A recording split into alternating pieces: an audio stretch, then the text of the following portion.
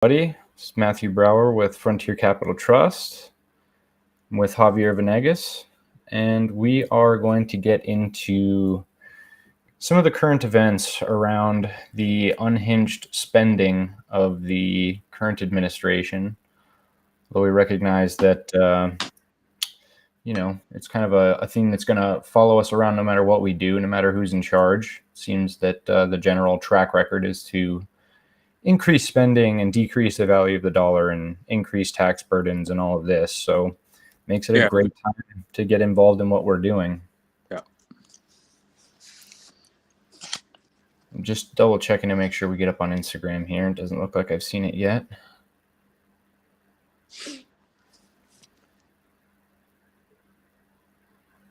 I'll have to press it on here.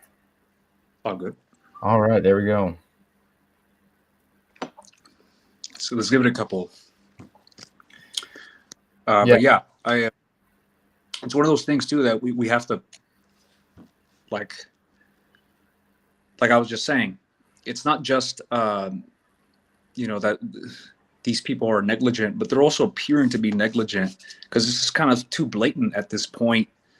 What they're trying to do, and I've looked at other bills, man. Like, I don't know if this is going to pass. I don't know if they said this is passed. I don't think so. But the bill is awfully enormous. I don't know if you remember the Corona, what is it, CARES Act bill? I don't know if you ever physically saw it. No. It was incredible. It was thousands of pages. It was on Donald Trump's desk, and it had to be at least 2.5 feet high, 2 feet. It was ridiculous, dude. And it was presented to Congress. And within a few days, they're just like, yeah, we looked it over. It seems like everything's fair and square. And then obviously we come to find out months later or weeks later that some of that money was just foreign aid. A lot of that money was foreign aid. And the rest of which basically was nickels and dimes, rolled over to the people, which it's like, I mean, I also have conflict with that, but. Yeah, it's getting pretty wild. I don't see that we're up on Instagram yet. I'm not sure what's going on there. Let me see if I could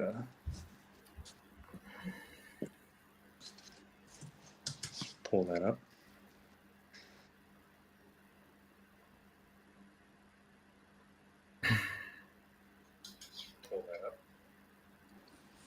And as always, anybody watching, if you have questions, this is primarily what we're doing this for. Is we recognize that hearing about trust, there's not many people who know what's going on with trust or how trusts work or what they can do for you. A lot of people kind of have a preconceived notion that trusts are for rich people who have millions of dollars and all of that, and it's simply not true. A trust is just a contract that you can, create in private between you and some other parties. So go ahead and send in your questions if you have any. Otherwise, we're going to be talking about just the way in which the value of our money is being deflated by all of this spending, and how the monetary system is set up so that the average person who maybe tries to put money in a savings account is constantly losing money. Inflation of the currency actually devalues every dollar that you have. So it means if you're putting it in a savings account, that money is losing value more than it's accruing interest. And this new spending bill is no different from that at all. It's just going to exacerbate the problem. When we observe the phenomenal side of it, it really amazes me. Because essentially what's going on is, and I've looked at some of these bills, like I look at what Congress passes, like what bills pass through, every other week. And I'm looking at all these quote unquote infrastructure bills. And they are like, where are these ideas coming from? Are these ideas being vetted? Like, what's going on? Because at this point, there's not enough people that are questioning why certain things are even being presented on the bills. And some of these things go to meaningless things. And like Matt just said perfectly, it devalues everything else that's going on. So it's like if we do have to pass money and print money, It's like we have to make sure that everything on there is justifiable. And like I was just saying, like the Corona bill, I'm trying to see the CARES Act bill was enormous, thousands of pages. There's no way, other than like the people who probably, concocted team of attorneys that concocted the whole thing. Other than them, who else read it? There's no way all congressmen read the thing. Right. They were just like, what's in it for me? Okay, got it. Let's do it. Mm-hmm. It's like, why aren't we thinking like it's nothing more than just that? It's nothing more than just this personal interest, because there's other stuff passing through Congress too, but it's not getting any traction. For example, there's one thing that I saw too in one of these bills, which was 2-3 weeks ago, not even a few weeks ago, where the representative of Georgia filed a lawsuit against the Biden administration. We hear these things all the time. There's already massive efforts by a lot of good representatives that are seeing this hogwash and mess of this such a important part of our judiciary and government. And all of this comes back to, like, if we see the awe in it, like we see this a new proposition for 5.7 trillion. 5.8, yeah. What has the IRS has already been in it's been questioned. They've been in congressional hearings, and they asked the tax commissioner, hey, who supervises you? And I believe one of the questions was literally like, he looked around, he's like, well, my secretary has all my information and all that. I'm like, bro, that is such a frail answer. Yeah. And this is the just, it's like, if we look up what the IRS, and I have, and I've printed it out actually, just always to remind myself why the Federal Reserve even exists. And you read it and they're like, they're supposed to preserve, you're supposed to ease, manage the gradual growth of the economy. And obviously they're not doing any of this. Yeah. Yeah, we are live on Instagram, but for some reason, I can't pull it up on my app. So you'll have to bear with us. The comments kind of come in really slow through the app that we're using to do all the streaming. But Karen says, hi guys, good to see you. I'm on module 2, working my way through the info. All the videos and resources are great. Can't wait to put it all into action. We love hearing that. We've worked really hard to make sure that we've concentrated as much information as possible into those modules. And dealing with the material that we're talking about, it is rather dense, so it does require some dedication. And you've really got to be inspired to learn about this stuff to really soak it all in. And I know myself, it's going to take me another 5-10 times reading through all that to really absorb all the material that's in there. And it's just the nature of it. Anytime I come across something legal that is showing me some light, I have to read it several times because it's just the nature of it. It's so concentrated with information. You really got to, soak it all up piece by piece. Yeah. And, at the end of the day, what we're talking about here is we're talking about taking a contract that is signed and notarized along with an EIN number to a bank and creating an account. After that, you have a container that is there for you that you can use in lieu of your legal person for any kind of business, investment, asset holdings, doesn't matter. And so there is a lot to learn, but ultimately, once you get that account open, your barrier is up. You've created a vehicle to operate in the world with, and that is what is important. We want to make sure that we get everybody set up with that first, because the continuing education, we ourselves are going to be learning this stuff for the rest of our lives. So we feel very blessed to be able to offer this to people. And so congratulations, Karen, and keep up the good work. And we have a question from Diva Fleming. Hi, my partner and I are getting married, quote unquote. We have a 5-year-old son, house, land we own outright, vehicles, large woodworking tools, crypto investments. We are not getting a marriage license. We want to set up a trust and be co-trustees, we think. And then I have to pull that up to see the rest of it. We want to set up a trust, be co-trustees. Are we on the right track? Absolutely. Absolutely. And I would recommend doing what you're doing and not involving the state into your union, because that is another sneaky way in which you contract with the government and express your consent to invite them into your personal life. And that's why, if anything should happen, God forbid, that's why they can totally go through your entire estate and pick everything apart as they please, because you invited them to be a third party into your Yeah. union. Marriage license is kind of like a patented public form of business, Yep. except it was with your person, right? And then another person.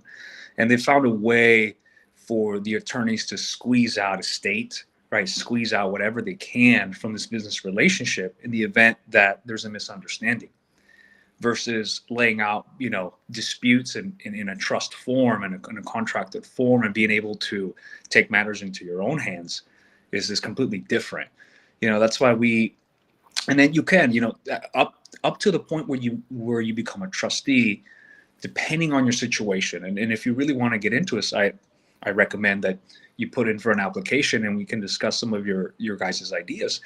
But you can have a trust, and have a husband and a wife be both coinciding co-trustees, or in some cases, the husband and wife also have separate trusts. These two dynamics work. It just depends on how you guys want to deal with the rest of your estate and how you depend on distributing assets or whatever things that you guys have to your children.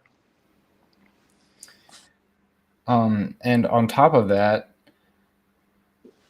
all of the actual assets that you have that are, like you mentioned, the land, the vehicles, large woodworking tools, crypto investments, all of these things can be protected by trust. And usually when we work with people, we figure out a way to set up their affairs so that everything is insulated from everything else.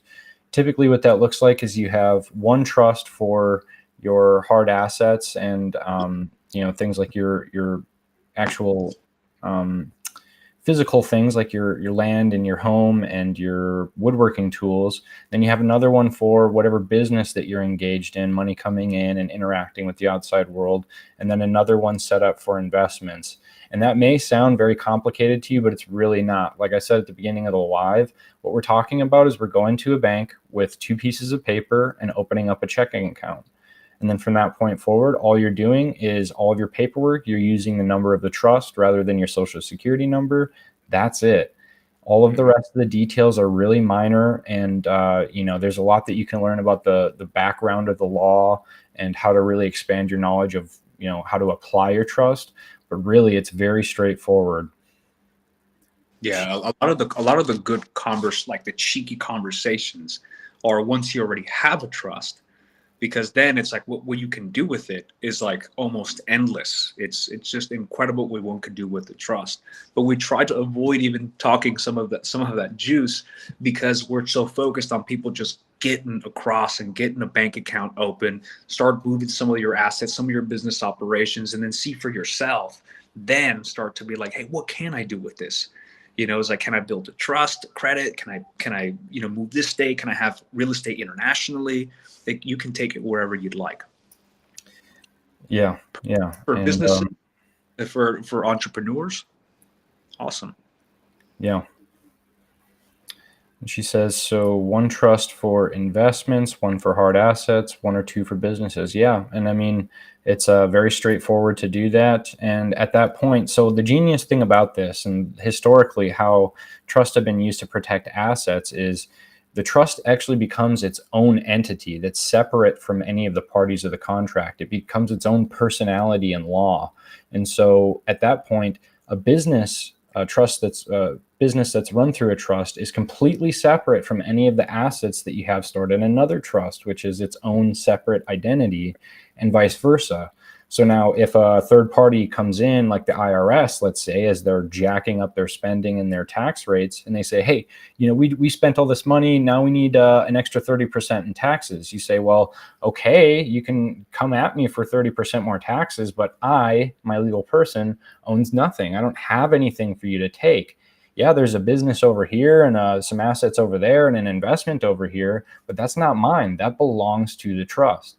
And historically, we've seen this time and time again. It's one of the reasons why an irrevocable trust exists, is to separate that liability and create that distance between you and whatever you're managing.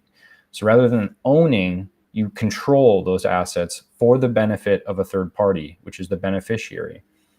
Yeah, another way to, just to add on to that, another way of looking at it is if you're setting up, a structure with your estate, you know that you're going to be doing business, right? And you're using your cash machines, your businesses to generate. By the nature of what the word business means is that you're probably going to take a risk, right? So when you become a trustee, you become a very good identifier of risk and reward. And so once you start to look at it, you're like, well, yeah, I'm in, I have my business trust, my charitable trusts, they're operating in the public, they're paying taxes, maybe they have some stuff on the books, public books, but I don't want anything to do, because in the case that there was a rise to a claim or something like that, that has nothing to do with my family's estate and everything that's inside that trust. You're like, oh yeah, I'm in, I have my business trust, my charitable trust, they're operating in the public. I'm hearing myself somewhere. Yeah, sorry about that. I had to check the other side of the stream. Sweet. So do we want to take a look at this article and kind of scoff at the madness for a minute? Yeah, let's look at it for a second. And I want to kind of steer people into a mindset about taxes, because we don't want to be in any one polarity, which is like we're for or against taxes. Like, let's look at the fact and the actuality of it first and see how this lays down practically. Let's see here. I'm trying to...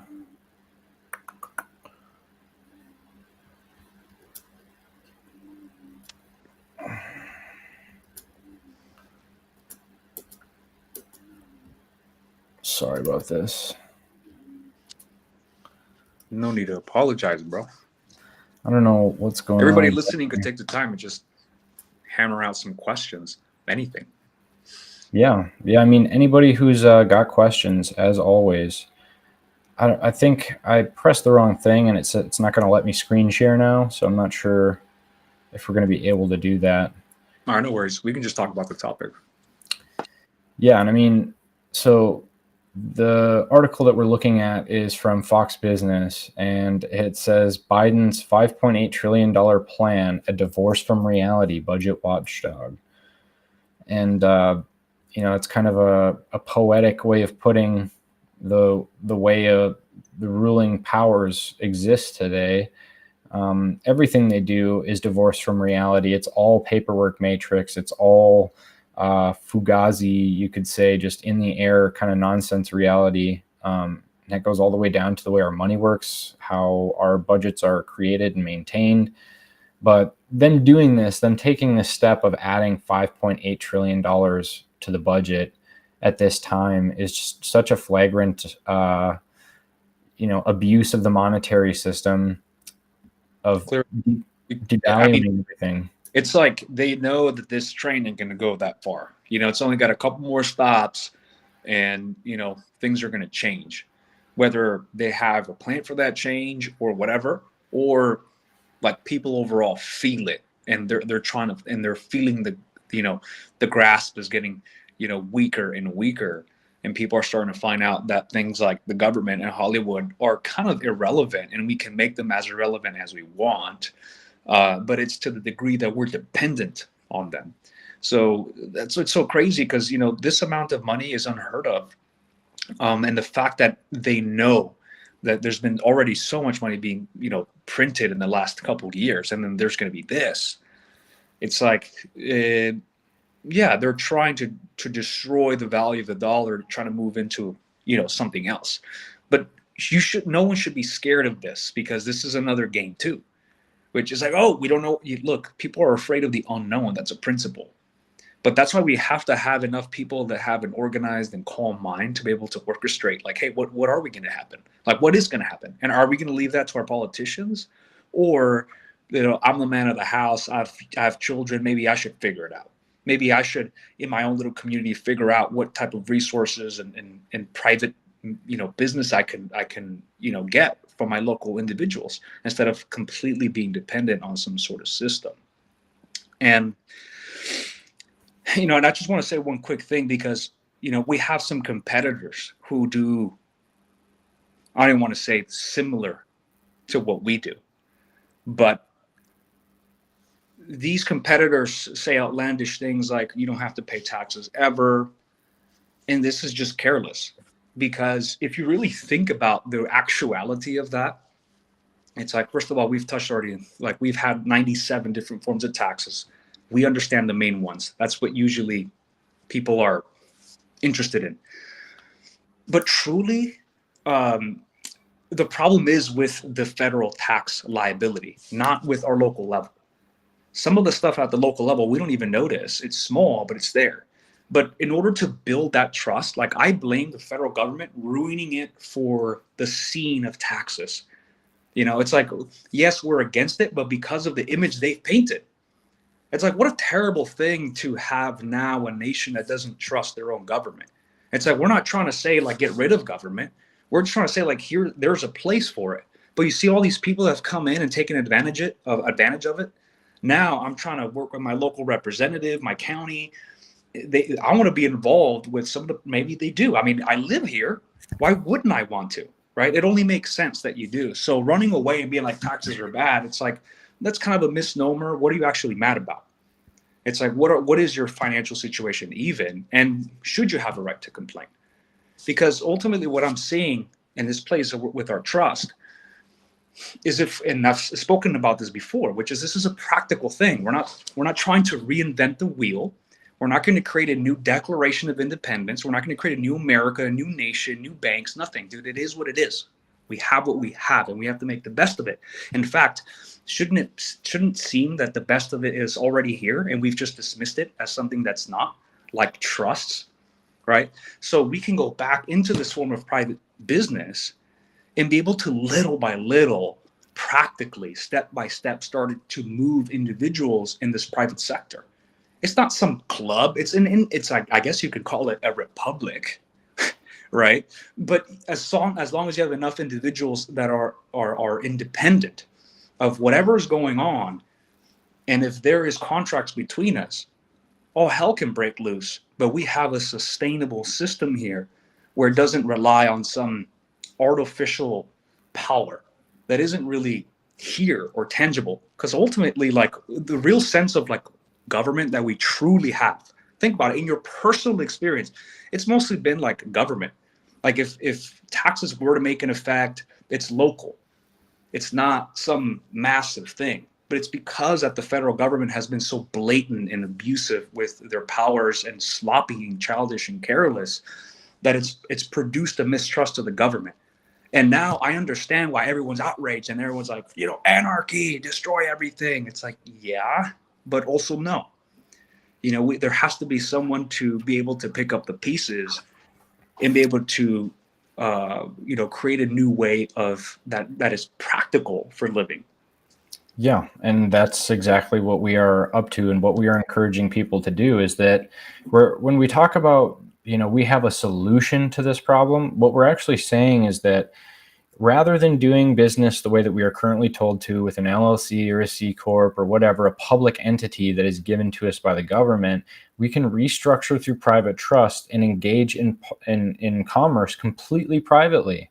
That means that, if there was a private membership association off as some golf club in the sticks, and the mandates came out and said everyone has to wear a mask and be vaccinated, and then some lady, some nosy neighbor comes along and says, "Oh, I saw those people over there. They weren't wearing masks." They call the police and they say, "Hey, I know somewhere where they're not wearing masks, and I bet they're not vaccinated." They'd say, "Okay, well, where is it?" They say, "Oh, well, it's this private membership thing that they got going over here." They'd say, "Well, that's private. They're not subject to the mandates. That's not a publicly accessible business."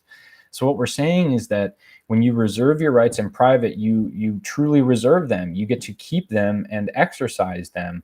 When you're engaging in public things, you open yourself up to the public domain. and you open yourself up to the jurisdiction of this federal behemoth. And so what we're saying is that you can restructure, operate in private, eliminate a lot of your tax liability to, as long as it serves your goals. And then it doesn't matter how much they hike the IRS taxes or the income taxes or property taxes. You will be protected in private. And what we're hoping to see is that people will help us create a parallel society, a private society where we can do food distribution, a network of growers, a network of organic foods, network of private doctors, all of these things that we're going to need if we're going to be able to survive, the completely unhinged status quo reality. Yeah, what's interesting what you're saying is that I'm realizing now that these are all values, right? These are all values that are so important, and we're contrasting them by the values that have been painted, in this modern world, which is like, this is what we value. This monkey NFT. This will be my nourishment. This is my future, right? And it's like, this is a store of value. It's like, if there was no electricity, what happens to your monkey? If you have nothing, what is of value then? Then it's like, oh, so there is a rationality to it. Yeah, which is like, well, food, water, biodiesel, some of these main resources, like that's independent. If we could even just get to there, and hopefully God allows some people that are coming in with the internet, and they're like, hey, we actually have a private membership for this internet access that's private. It's like, oh, that's awesome. See, now we have our own independent system, our own ecosystem where we can live. We don't have to completely participate and say, oh yeah, we're just gonna be over here, and start again the same perpetual nightmare of valuing things that aren't valuable. Right. Which is what we see now. And it's like, well, that's why we're in what we're in, where it's like, if they can just pull the rug under us, then we're left for nothing. Yeah. And this ties into that question. It's good to see you guys. Loving the wisdom. Applying for a trust with y'all's high on my to-do list. Do you advise I go through the free educational content at your website first or set up the account first? Much appreciated. And then these conversations matter so much. I feel like more people need to learn from y'all. And yeah, I would agree. I don't want to toot our own horn too much, but God seriously blessed us when he showed us how to do all of this stuff. And it's no accident that as the world is spinning out, we are here with this, one tangible solution that can actually insulate people from the madness. And as far as the free educational material, there's really no obligation. If you put in the application first, we'll give you a call and we'll go over kind of, what it would look like for you to benefit from these trusts, like, depending on the various moving parts you have in your estate planning goals. We'll talk to you about that at that time. And then also, what kind of a service level you're looking for, whether it's just access to the course or if you're going to want actual consultations with us. And we'll go over all that obligation free with the application review call. But yes, in the meantime, absolutely do sign up for the Principles of Trusteeship and the 14-day tutoring course. That'll give you a really, really good, solid overview of what the trust is, how it works, how it's historically worked. Principles of Trusteeship just got an overhaul. It's very comprehensive. And the 14-day tutoring course really just kind of zooms out, and it gives you one concept every day for 14 days to just expand your knowledge a little bit in plain English.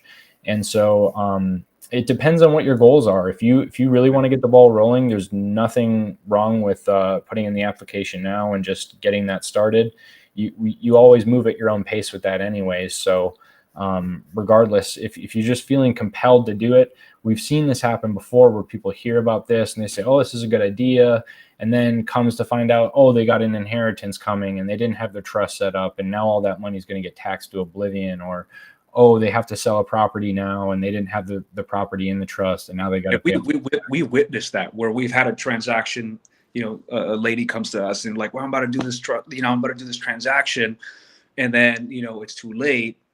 And she paid $100-something thousand for that property transaction were just like, man, like what she could have done, what what she could have done with that money for her children, for whatever purpose that she wanted.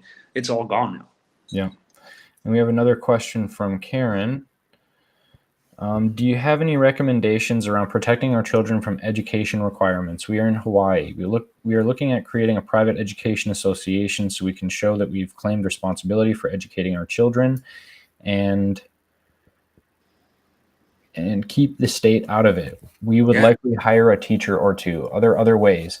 No, and I mean that's what we're seeing as well in Western North Carolina. Here, there was a group of people who were into the homeschooling thing, and they decided to do just that. They created a private association for doing little programs for all these homeschooled children to come together and get more diversified education. And they're still up and running. They're doing great, and that's one of the major aspects that you can do with this. More of those people. That thing that you want to do, we need more people wanting to do that, because we've seen what's happening now is that they're infiltrating education, and they're trying to tell our children stuff that parents have no idea about. And it's like, well, how come now that there's laws being signed in where your child has to be exposed to things that are absolutely questionable and that you would never teach your child, but they're doing so? It's like, how does that happen? Well, now is this an ethical question? Should we be contracting with 13-year-olds, 10 years? Like, is it right to assume a contract or imply and enforce that contract to someone that wasn't aware? Isn't that mistake? Isn't that coercion? Isn't that fraud? Right? And this is happening right in front of us. But because there are no alternatives and we haven't done that, we didn't build that, that's on us now. And now parents are just like, I'm just going to, I'm going to bring my child home. And what they're going to do, they're going to be like, well, you're anti-vaxxer and you're a home birth person. You're out of control. They're going to want to regulate that entire process because that's nature of business. It's not even personal. They're just like, this is how I can compartmentalize all of these things in the pursuit of just a monetary interest. It's like, we don't want that. We need more people to come in and say, actually, we're more than qualified. In fact, our trustees have our teachers in this, because they're part of this trust, have a higher standard than the average teacher out there. And if you look at the stats in LA for the teachers, it shouldn't be too hard. Yeah. Yeah, and I mean, one client that we're working with, he has ambitions to create what he calls like the grassroots organic version of Amazon, where he can create a membership agreement with people who provide really solid organic foods or soaps or any just handmade or quality product that people are going to need, and do a similar thing where you pay $10 a month to be a part of the membership, and you can get wholesale agreements with anyone who's registered with him. And these are the things that we really need moving forward, because it's like, how many children do you have? 2? Okay, here's your portion from our giant ass garden that produces too much food because God is so plentiful. Mm-hmm. Yeah, and so that's what we're hoping to see, is more people hop on this kind of silent revolution where we're not begging the government to do anything. We're not telling them, hey, we want this, no justice, no peace. We're just saying, hey, you guys are terribly managing the amount of power that you have, and it's self-evident to anyone who takes a closer look at it. We're over here doing our own thing, and in order to challenge us, they're going to have to challenge the entire United States Constitution. That's the beauty of what we're doing. Article 1, Section 10 of the Constitution says that they are not allowed to bridge the obligation of contracts in any way, shape, or form. So if they're going to come in and say, oh, you can't do this with a trust, okay, you're going to tell that to Rockefeller and Carnegie and all of these other super wealthy families who basically took over American industry through using trusts? Yeah. They're a completely different entity. In fact, right. They are now, they were throwing articles, Article 4, Section 2, state citizens, mm-hmm. right? And trustees have access to those constitutional rights versus a corporation, how you're born with, right, with birth certificate and all that. You only have relative benefits. You don't really have any rights. That's why when people come in and are screaming sovereignty and yelling on the court, and it doesn't work. There's an appropriate way to approach this. And just for those people who are like, hey, what about the birth certificate? What about the sovereignty? This is a solution to that. But because there's a missing piece, and that missing piece being equity and trust, which is most above people's ability to comprehend, that topic doesn't get touched. So we end up touching all these little private individual contracts that are happening under trusts to justify whatever's happening with the government. The simplest way is to create your own constitution, because this is why the United States was created in the first place. This is why we had the American Revolution, to be like, no, we're creating a constitutional republic. We're not going to just give one power of universal contracting to one sovereign state, because this is what caused all the issues growing up, in history.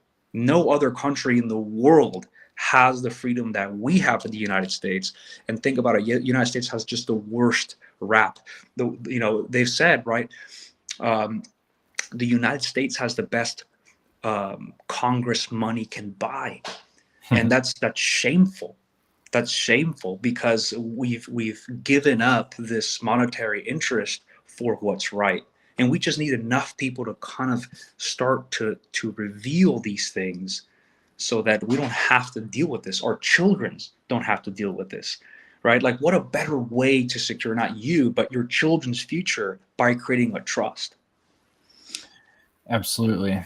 And Diva says, do you have any recommendations, or can you help with setting up a private education association? Is it more or less the same process, private contract, different entity name? And for that, honestly, I would recommend that you do a lot of research in your local area and find other places who have done similar things to that, and just reach out to them and talk to them. There's nothing more powerful than, learning from direct experience. And being that it's not something that we've done ourselves, we could give you a general outline. Really, the trust is a really good container for anything like that, because it is a contract and you can really mold it as you please. But as far as the actual structure, the way that you would have things set up, that would be kind of outside of our scope of competence. But yeah, because what you want to do with stuff like that, because there's already institutions that have a corpus that say, like, one of the main trusts that are around, right, are educational trusts. They're charitable trusts, and they have certain language in there that says the purpose of the trust is for educational reasons, and then you fill in the blank, right? The rest of the stuff is very, I guess, templated. And that's what we're trying to furnish. Like, if you came to us and you're like, hey, I want to do this education, I want to create this public trust, this trust for education, we'll do it. We got the thing for you. We have the template. Now, what you need is your version of it, your translation, which then you'd be like, well, what do I, right? Because the question is, in the work of it, is that the individual trustee has to be like, okay, so what do I want this trust thing to be? What is the language, right? So I would, lay out on a piece of paper what your constitution for education is. Then we can take it, overlay it over to our trust, and bam, you can create DBAs, you can do whatever you want out of this trust. Yeah, and that's the genius behind all of this, is that it's a flexible contract, and you have total discretion to mold the trust itself into any form that you please. And so this is kind of one of the things that people need to wrap their mind around. Whereas like an LLC, it has very predefined roles and abilities and obligations that must be fulfilled. Whereas like a private trust, really the sky is the limit. As long as it is one person releasing interest for another to manage in the benefit of another party, that's a trust. Now, you can get as creative as you want with that. You can be as private or as public as you want with that. And, we always recommend that people have some sort of charitable or religious mission just because that's what we need right now. If we're not going to be paying into this deadbeat system where we just, like I said earlier, pay and pray that something good actually comes from it, then we need to take it upon ourselves to be of service to other people and make sure that our work in the world is benefiting people, not just our own pocket. And the trust incentivizes you to, I mean, it's built into the trust form that everything I'm doing is building the wealth of this trust for somebody else. And so it removes that personal influence of like, I'm going to get the Benz and I'm going to get the $1 million mansion to, you know, you can end up with a Benz and $1 million mansion, but it's built into the endeavor itself that you're doing it in service to another party. So it incentivizes the best in humanity rather than, you know, the corporation, which is like just this cold, dead, empty thing that's designed to churn out profit no matter what. Corporations are a product that stemmed out of what I would say a trust now, because a corporation's everything a trust wishes to be. And there's a lot of differentiating factors, but one of them is that corporations are artificial entities that have a constructed, patented way of doing certain sets of businesses. Like, this is what you have to do. If there is a claim made, that claim goes back to the person, and that person is liable. They can take everything, right? So if you have your home, your mortgage, and all of these things in there, they're all gone. If you operate through a trust, you can even represent the trust in court. You don't have to be a lawyer.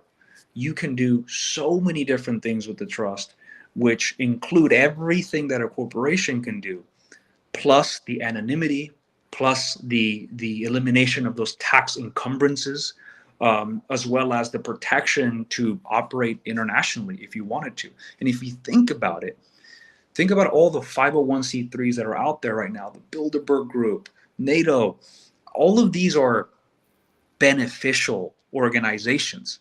Let's not forget, right, that these giant organizations moving in for the purposes of creating foreign relation, right? These are the most corrupted, most evil institutions, and they're trusts, right? They are individuals that have hidden behind trusts that people have no idea exists. So this is why, in response to that, they're like, we don't want that, because we didn't even know we had that. So we have a way to combat that implied jurisdiction, that assumption that you're a corporation, the assumption that you're a taxpayer, the assumption that you are this. It's like, well, no, you don't get to define, because that definition is already in the Constitution. So whatever law you're trying to define has to be congruent to my Constitution. If it's not, then you cannot judge it. You don't have the competent jurisdiction to judge the trust.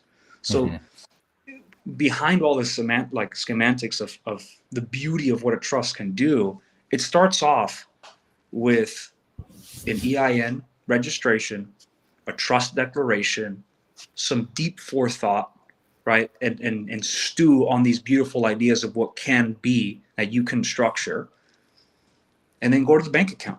This could all be done in less than a week. And how much money, it's not even about the money, it's the ease, it's the security to be like, well, if shit hits the fan, like, I'm never going to lose my house where I am, and my children will never be without a roof. What does that do to your sleep? What does that do to pending creditors that are like, hey, or IRS, you got some tax lien or whatever. It's like, they cannot touch my house. They cannot touch these things that I worked so hard for my entire life to give life to my children and perpetuate this beautiful thing I got going on. It's priceless. Because one thing that I've learned, it's like the thing that takes age, bro, it's the thing that takes the most energy is these little anxiety things, right? The fear of some boogeyman out there coming out and just like, oh, you owe us this, some claim or something ridiculous. Once that's eliminated and that fear is settled by the realization of the truth, then, it's endless. You know, it will be between you and God to what extent you want to cement in the world. Mm-hmm. Yeah, and one of the main things that people kind of object to about this is that, oh, you haven't been in court yet, so we don't know if this is going to be, if you can get taken down in court. And I talked to a gentleman at a freedom rally a couple of weeks ago in Asheville. He was actually a part of a nonprofit, and he was a part of the largest IRS lawsuit for a nonprofit, I think maybe ever. And he said that they've spent $15 million battling the IRS in court, and that the IRS has been lying and making things up. And, he was just cautioning me, hey man, everything that you said, you're dead on, but I got to tell you, they're doing this and this and this to me. And I heard him out because, I'm being respectful. And at the end of the day, I am like very careful about what we do, but the thing that I wish he would have heard me out on is that you're doing 501c3 work.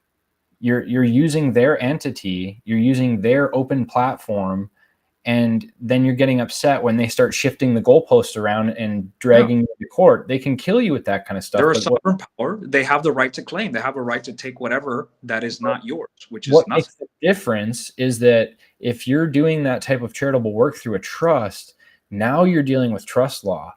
Now you're dealing with a whole different set of precedents. And if they're going to make a claim against your trust, they have to do that against the backdrop of all of these legal precedents that have come before. So, multiple U.S. Supreme Court rulings that have proven time after time after time the efficacy of trusts and how they've upheld their strength in court.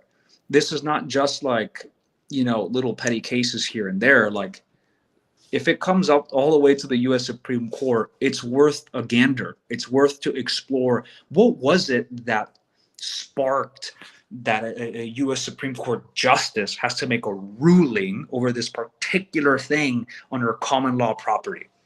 It's very specific. This thing has already been settled. All of this trust stuff has already been well settled. The issue is that we don't have enough people's eyes on it that can really break this down and be like, oh yeah, you're right. It's like now we're pointing back and like, look at this U.S. Supreme Court case here. Look at this one. Look at this one. Time after time after time. Because what you're saying, Matt, is absolutely true. On the backdrop is all of these entities that don't file. The IRS is not registered anywhere. So what are they? I'll tell you. They're probably a 508c1a. Why? They're not registered anywhere. You don't see them anywhere. But they're one of the largest data warehouses in the world, and they're private? How is that possible, right? They disclose what they want, and whatever they want could be a political statement. No one actually knows. They could be making up a lot of these numbers, and they could be completely irrelevant, and it looks like it has been so, or else we wouldn't have this giant tax tab now that is essentially going to be a burden on your children's person that are going to have to pay for these things. Yeah.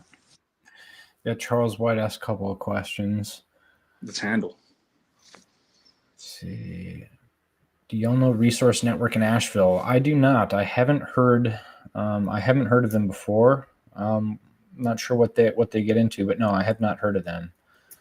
And then, cool. What a great person to meet. There is someone in Nashville who I'll try to remember had that big tax protest thing he did years ago with Nashville Greenlands. Yeah. I mean, it's a wild world out there. David's got to run. Take it easy. Thanks for tuning in and asking questions. But yeah, so that's what we're up against. And when it comes to court precedent, what is the law of the land is always first. I saw that on that Alphonse video where they were talking about how all that works. It starts with the Constitution, the law of the land. Then it goes down to legislation. Then it goes to court rulings or Supreme Court rulings, and then it goes down to like policies.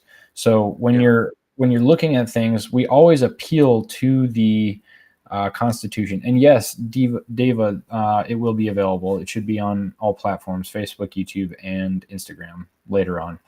But yeah, so what we always argue from right away is the Constitution, which is Article 1, Section 10. And that guarantees your ability to write contracts. And so any action, I've given this great thought. If they tried to bring any action against me, what I would basically be saying is that our ability to be a private citizen and make a contract with another private entity is what is being attacked here.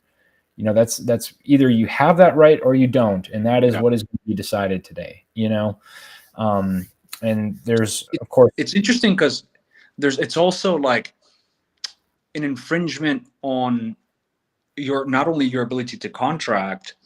I mean, I just had it just now. It'll come back up if you can continue with your train of thought. But I was thinking about the contracting. It was not only an abrogation of your ability to contract, but the ability to be confidential in that contract. And there was one other thing too, because like if we can't do this, here's the other one, which is speech. Yeah. Right. They're saying you cannot say this, and you cannot say this on paper. And by that very act, it's like the state is saying we're prohibiting you from having speech, and that speech being one that contracts, right, in this form. So this is like these three things that are super pivotal, which is like I have the right to contract, I have the right to contract privately, and the right so that privacy is maintained private through my speech. So, this is so fundamental to everything that we are.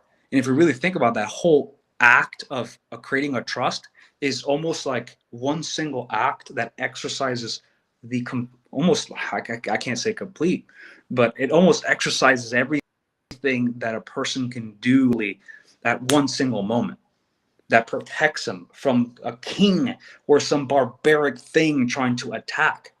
And how else is this battle supposed to be fought other than an entire world against one individual, right? Shouldn't it just be that? Then if that individual won, what is it that made him win, right? And it's these things that we know now as unalienable rights that keep that. Absolutely. So I think we're pulling up on an hour here. We got a couple minutes left. If there's any other questions that anybody has, now'd be a great time to ask. We work with people from all backgrounds. Another thing I wanted to say on this live is that a lot of people assume that when we're talking about trust, that this is some very involved, complex, arduous, boring thing that really only benefits you if you have a lot of money and assets. And that's not true at all. So what we're talking about here is the implied contract of using the corporation called your legal person. Whether you know it or not, using that legal person to hold assets, make money for income, when you're using that corporation, you are agreeing to the terms of service of that franchise. This I like to say all the time. Subway, if you're an owner operator of a Subway branch, you are indebted to their corporate terms of service. You can own the franchise, but if you don't follow their rules, they can take it away from you. If you do something that they don't like, bad publicity, boom, they take it. And you have no recourse from that whatsoever. The same thing applies to your legal person. And so what we're talking about here is even if you don't have a lot of money or assets, creating a new contract that you can use in the world to say, hey, look, I'm reserving all my rights. I was using that corporation over there that you guys forced me to start using as a child, essentially, and my mom signed me up for. But I'm not doing that anymore. I reserve my rights now. I'm over here in private. I have my own vessel to operate in the world in, and that's what I'm using. And so that benefits you in a number of ways. First of all, you're taking a stand. You're making an internal change within yourself and saying, I'm not going to do things the way that everybody else is. I see that way is failing. I'm doing my own thing now. And you're planting your feet in the ground often for the first time in your life. And on top of that, a lot of people in different situations, whether you're in a W-2 position or you're doing 1099 work, you can still benefit and get some of the tax savings after the fact. Like if you're in a W-2, you can donate some money to a charitable trust and have a side mission that you're doing to help the homeless or something. and you get rid of up to 60% of your tax liability that way. So, anybody can benefit from these tools, and an overwhelming majority of our clients are actually scholarship applicants who make less than $30,000 a year. And, we gave them access to the course for reduced rates, or they were a part of a scholarship course where we had, 10, 15 people get together, and for a very low rate, we walk them through the whole thing. And it's not about being super wealthy and having a bunch of stuff to protect. Anybody in any situation can benefit from this, even if you don't use it, even if you're just signing that trust declaration that says in the contract, I am reserving all of my rights. I do not imply consent to anything outside of this contract. Just signing and notarizing that document is a powerful act, and it can be as powerful or as minute as you want it to be. And for me, it was a very pivotal moment, and my life has really shifted ever since I did it. And so I wanted to make sure that people get that, because it's so easy to get caught up in our idea about what a trust is, and we kind of miss the forest for the trees and what we're doing here. Yeah, and if you guys have any other questions, like details before you guys want to do an application or whatever, go to contact@frontiercapitaltrust.com to submit your question there. Like if you have any doubts or whatever, even if something technical, like we're trying to get people not just to become trustees, but to be confident in doing everything that is required. Yeah, Karen commented once more, it benefits any human who has busted their behind their entire lives and is sick of giving it away to the government. And amen to that. And we appreciate you joining us today, Karen. And as always, if you have any questions about the course material or anything in between now and getting your first account open, do not hesitate to email us at contact@Frontier Capital Trust. That's what our most pivotal part in helping people is getting that account open. And we want to make sure that everyone is super confident. You go in there, you get to, pull your 6-gun out and just blast them away with your confidence and just, lay it all out there. Because it is a little bit different. They're used to seeing people come in with a trust, living trust, or a revocable trust declaration from an attorney. And they have some stamp on there, and it's very obviously from an attorney.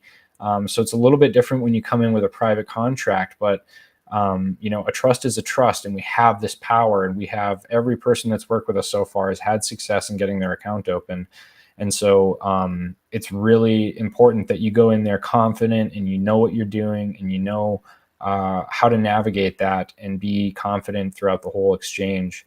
So any questions at all that you have, go ahead and email us at contact@Frontier Capital Trust.